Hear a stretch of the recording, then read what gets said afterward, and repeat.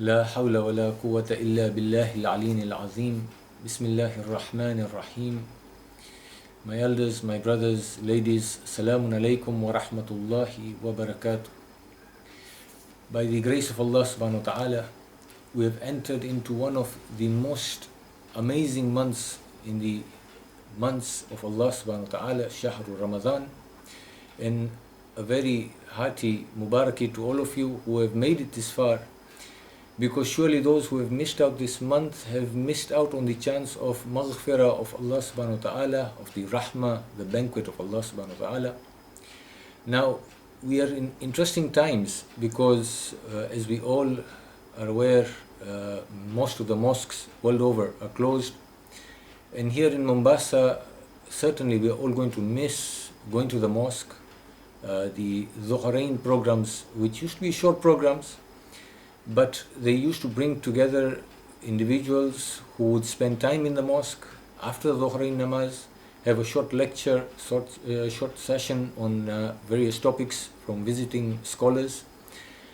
And in light of that, the idea or the intention behind this video was to make short clips based on previous years' discussions. In this case, since we moved to JIC in Mombasa in the last few years, we had started implementing short du'as of the Aim alayhimus salam for each day of the month of Mahe Ramadan.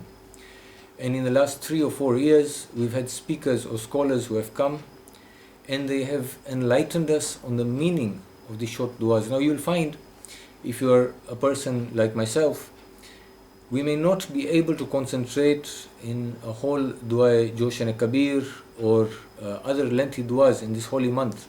And this holy month is a month of self-reflection, gaining spiritual closeness to Allah subhanahu wa ta'ala, shedding the sins that we have collected over the year.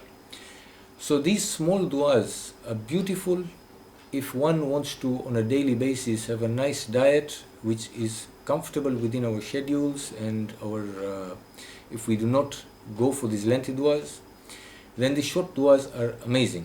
And I felt that perhaps sharing the meanings would be more beneficial to you, because the beauty or the idea or the amazing part about these du'as is not getting to recite the du'a. The du'as are normally about 5 or 6 lines, and you could recite it in 2 minutes and forget about it. If you truly want to gain benefit and enjoy these du'as, and especially in this month, the important bit is to reflect and think over the meanings of these du'as. Now, these du'as are available online. They've been circulating on WhatsApp, the Arabic transliteration, the meaning as well, so you can check on the meaning once you listen to this and correct me if I'm wrong, because I'm also I can potentially make mistakes as well. So the idea is from today posting the short videos with the dua itself and a bit of explanation on the dua, so when you recite it, inshallah, you can reflect on the meanings and see how best it helps you make this Mahe Ramadan of yours a beneficial Mahe Ramadan. We've got plenty of time, alhamdulillah, because of the current situation, and in that time the best of deeds in this holy month is contemplation and spiritual self-building. So if we can achieve that, inshallah, we will be of the successful ones when the day of Eid arrives. The first dua begins with Bismillahir Rahmanir Rahim. Now, just a side note, this verse of the Holy Quran that appears 114 times in the Holy Quran, and we have been recommended to keep reciting it before doing everything and anything. Bi ismi, by the beautiful names of Allah subhanahu wa ta'ala, Rahman and Rahim. Now, I don't want to go into the details of this. Each one of us has got the time now. We need to look into what is Rahmaniyat, what is his Rahimiyat, and how does this affect us in our lives. What is the key of the Asma'ul Husna in this verse? Just to give you an idea, there is a book that one of our Khoja scholars is working on. I'm not privileged to divulge more information because it's still work in progress, but inshallah very soon it's going to come into the market. And this book is research on the world of jinn and ins, which is the world of jinn and us. Amazingly enough, these two worlds are somewhat interlinked, and yet we do not realize it. Many of us from the Indo-Pak region have been brought up with elders telling us that to be aware of the Jannat and not to cross their path. And those like myself who of the 21st century may say, this is all folklore, all stories. But interestingly enough, this book brings out that we cohabit in similar planes with the Jannat. And yes, there can be a problem when you come across these people. Now, one of the best tools to safeguard yourself from them when you're sleeping, when you're eating, when you're going to the washroom, is to keep reciting this verse before you start anything. Bismillahir Rahmanir Rahim. So there's some secrets in this verse. Whenever we recite it, especially in Mahe Ramadan, we need to contemplate on the verse itself. Bismillahir Rahmanir Rahim. Allahumma ij'al siyami fihi siyam as-sa'imin. So the first verse or the first dua of Mahe Ramadan is, O my Lord, make my fast the fast of those whose fasts are accepted. Meaning what?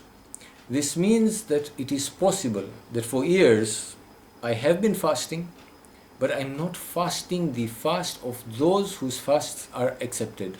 So this is the time to think. I'm at home now, there is no distractions, I may be spending just little time in my business, things are not very good out there.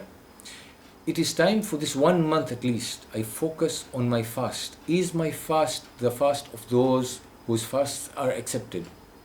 A simple condition to make my fast the fast of those whose fast is accepted is to make sure that all my limbs, my eyes, my ears, my tongue, major problem, my tongue, my arms and my legs are all in the service of Allah subhanahu wa ta'ala, and I do not do anything that would displease Allah subhanahu wa ta'ala with these tools. Meaning what? Most of the times in Mahe Ramadan, because I have not had a nicotine, I've not had some nicotine into my system, because in the state of fast I have no food in my stomach. So when I anger very easily, when my emotions come to boil, this is the month when these things should not happen. We as human beings need to realize that Allah subhanahu wa ta'ala has empowered us in our souls to be able to control ourselves to the highest levels of perfection. And the best role models, of course, Amirul Mu'mineen. We've heard stories of him. I do not want to take up too much time here. But this is the month when I need to exercise more awareness on myself. And if I do that, and I make sure that I stay away from all those things that Allah subhanahu wa ta'ala does not like to see me doing, then not only will I better myself and have a beautiful Eid and the year to come, but I will also inshallah have the siyam of the people whose siyam is accepted. The next verse goes, وَقِيَامِهِ فِي قِيَامَ الْقَائِمِينَ. Interesting. The very first dua of the first day of the month of Mahe Ramadan. O Allah, make me of those who fast the fast of those whose fasts are accepted. Make me of those who stand in qiyam, meaning what? In prayer. Have the prayer of those whose prayers are accepted. Now maybe this is a golden opportunity today with the situation as it is outside. Maybe Allah subhanahu wa ta'ala wanted me to have this kind of Mahe Ramadan, in which when I now spend the 5 or 7 minutes standing before Him, insha'Allah, I try to make my qiyam the kind of qiyam that He accepts. I need to look at my namaz, I need to try and focus, look at who am I speaking, who am I addressing, who am I speaking to, what am I addressing him for, and how am I doing this. Many a time I get to the musalla, I get to the mosque, now it's musalla at home or in the office, and it is fast forward. I just want to get this wajibat out of the way. Perhaps now is the time to spend time and understand that I'm communicating with my Lord, and to forget everything that's around me and outside, and actually visualize myself before Him and dialogue with Him. Perhaps that may be the key to coming out of this successful. The third verse goes, وَنَبِحْنِي فِيهِ عَنْ نَوْمَةِ الْغَافِلِينَ.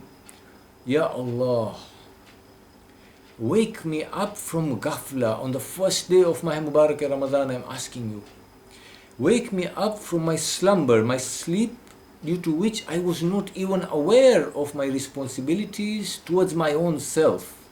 Because remember, my brothers and ladies, Man arafa nafsa faqad arafa rabbah.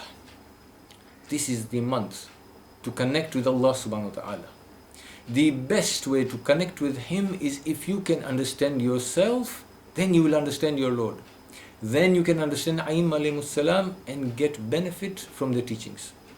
So man arafa nafsa faqad arafa rabbah. I'm not even aware of my own self. I'm in a slumber. I need to get out of this slumber. Now in all three of these, we are asking Allah subhanahu wa ta'ala, Oh Allah, make my fast the fast of those whose fasts you accept.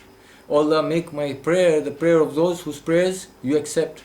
Ya Allah, wake me up from this slumber that I'm sleeping in. The question one must ask themselves when reciting these du'as, is there a magic wand that Allah subhanahu wa ta'ala, yes, He is the Malik of Kun Fayakun, but is there a magic wand that He just waves the wand and suddenly I'm awake, my fast is those whose fasts are accepted, my namaz is accepted? No. Allah subhanahu wa ta'ala in this material world has let us do the work. The reward is from Him, but I have to exert myself. So, to get that effect, there has to be a cause. The cause has to be from within, from myself. So before Allah subhanahu wa ta'ala helps me, I've got to help myself. To wake up, I've got to wake myself up. The best way to wake myself up is to be aware of my habits and my thought processes and start making a change there. The knowledge is available online today, YouTube. You can Google a lot of lectures, a lot of sites, a lot of speakers, a lot of good scholars. All I need to do is exert some effort. And inshallah, I'll wake myself up, and then this dua will do its bit of waking me up, or help from Allah subhanahu wa ta'ala to wake up. He'll guide me inshallah. The fourth line, وَحَبْلِ جُرْمِي فِيهِ يَا إِلَهَ الْعَالَمِينَ. Oh Allah, free me from this world of jurm, of sin that I have created for myself, and pull me towards you. Now again, Ayatul Kursi, beautiful tool that we have got, that we are told to recite now and again, day in, day out, morning, afternoon, evening, night, with a lot of benefits. Allah subhanahu wa ta'ala says, those who make me their awliya, those who make me their guardian, those who take me as their guardian, I pull them from darkness into light very fast. Here I am asking Allah subhanahu wa ta'ala, pull me towards you, O Lord of the universe, Ilahil Alameen.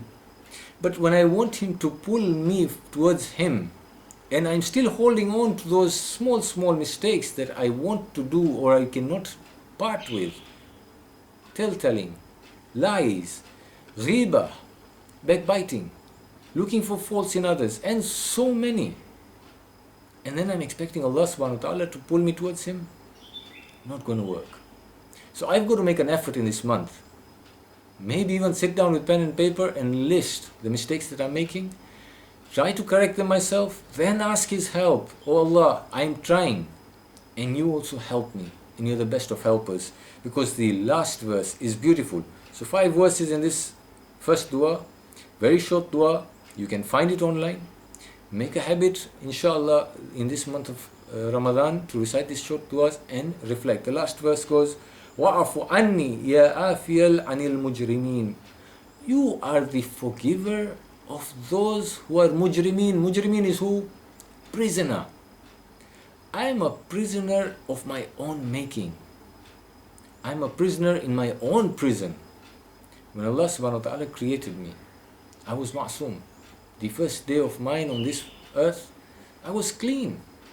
As I've progressed in my life, unfortunately, I have been swayed by the waswas of shaitan through human beings around me, through shaitan himself directly. I knew, because of the teachings of Ahlul Bayt alayhimus salam, that these are the waswas of shaitan.